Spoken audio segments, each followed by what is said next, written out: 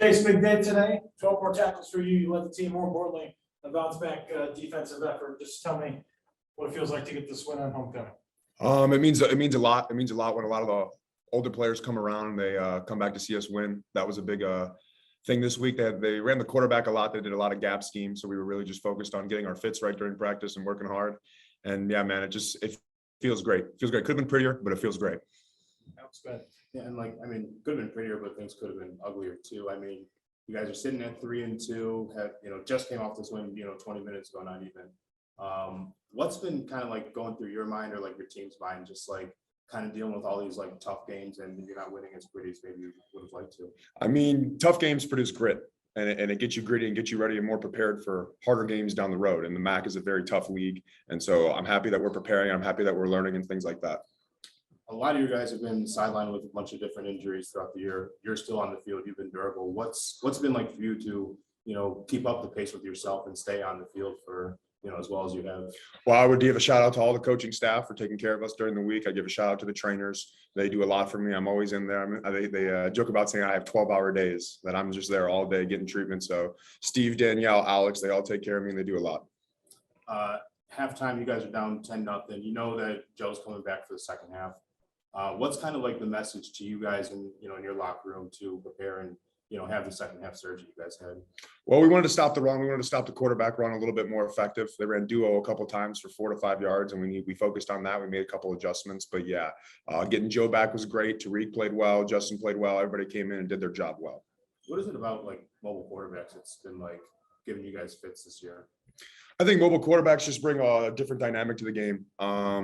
When you have someone maybe like a Peyton Manning or an Eli Manning, they kind of just sit back there and you don't have to worry about the quarterback run and quarterback scramble. But with someone who's mobile, it's just another little niche, another little notch in what offenses can do impromptu. So just focusing on that, getting better on that. And it's a good thing that we're seeing it early because it'll prepare us later. Last question for me, now that you guys are essentially midway through the year, and going into MAC play, what do you guys as defense have to focus on that you guys are doing right and keep going right? And what do you guys have to fix to, improve heading into league play? I think we need to be more consistent. We need to stack them. We need to have a big win, stack it, get better at these things. Things I think we do well is we put our players in positions to make plays. And that's a shout out to Coach Nethery and all the players who make plays. Thank you, Jason. I appreciate you guys. Have a good one.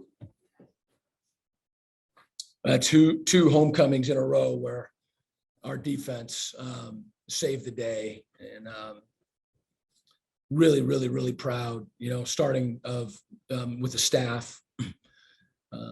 Those guys had some conversations just about what adjustments that they could, make to get people off the field and improve the third down stops and not let people bleed us quite as much. And, so they came up with something that worked and that our guys, bought into and believed in.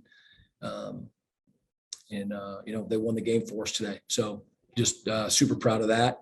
And just, what I told the team afterwards is that, this is essentially a MAC team. They were a MAC team, and that, MAC games are wars. And to be ready for that. And that's exactly what it was. We turned the ball over twice, and, very few things happen positively when that happens. And, thankfully we got one back there in the second half, and ends up being a really big deal. But it was a good team win. It was a comeback win, and a beautiful day here, homecoming. So we're going to, like the guys said, we're going to celebrate this for 24 hours and then we're going to start over and get ready for another great week. Coach started out the game going down 10-0 at the half. What was the message to your guys' team, at the break, even knowing that Joe Sprecher was going to come back for the second half too, but still, what was the message that had to get across? I try to always give them the turnover takeaway count. It's one, I think every, coaching staff in America, on Sunday comes in and goes, hey, we won the turnover takeaway ratio. We lost it, whatever and whatnot. So, I try to remind the guys at halftime. I reminded them before the game and at halftime. And so, we were down 2 at that point. So we had to take care of the ball better. We had to take the ball away. Knew the defense was going to be up first. And so, it was going to be a huge deal for them to get a stop. And then, offensively, we felt as though we could run, our inside zones versus some of the pressures that they were bringing. And we knew going into this game just how aggressive their defense is, that they were going to get some, make some plays. And there's going to be some ugly and some dirty runs. But at the same time, we're also going to crease some, if a guy pops a gap, and with all the movement and all the pressure that they do. And so I had to remind myself that too, and they play a lot of man. So, not every ball is going to be completed, but when we do complete, some of those big balls, they're going to be explosives. And so we really just had to stick with the plan. And the offensive staff did a good job of just reminding me, stick with what we're doing, because it's the right thing and we're really close. So, I liked how we handled halftime, and I sure liked how our team came out in the second half. And so the quarterback, Toston Smith, how would you assess that he played today? It was the second start, obviously, we had home last game, but this is obviously a much bigger stage of it being homecoming, a lot more people in the stands. How do you think that, he prepared and went out and played today?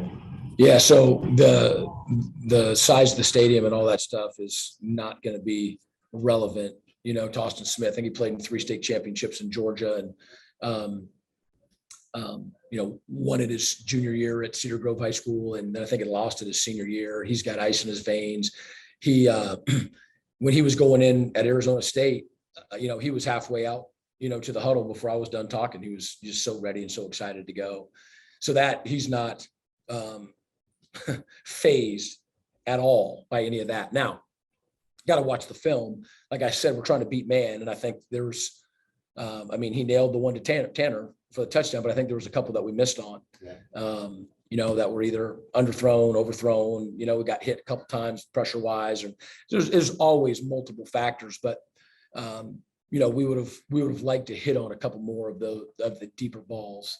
But the one that we did hit on obviously was huge. And Taylor, he was out today, even though he dressed. Do you have a status update on? Yeah, so he, I can't remember exactly what I said on Monday, but he was day to day, and he was cleared to play today.